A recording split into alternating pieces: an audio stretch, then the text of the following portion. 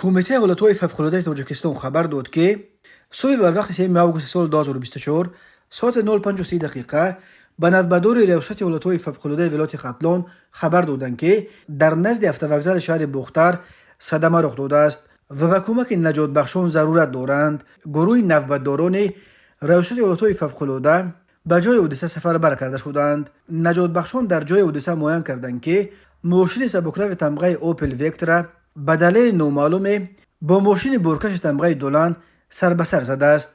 در نتیجه راننده ماشین سبکرو از جراحت‌های برداشتش در جای حادثه به هلاکت رسیده است و دو مسافر این ماشین که دختر و نبیره راننده بودند در داخل ماشین درماندند. نجات بخشان با مقصد پیشگیری از احتمال آتش گرفتن ماشین اول اکومولاتور آن را جدا کرده، سپس با کمک تجهیزات مخصوص جسد راننده و مسافران زخمی را از داخل ماشین بیرون کشیدند و به دست طبیب آن سپردند.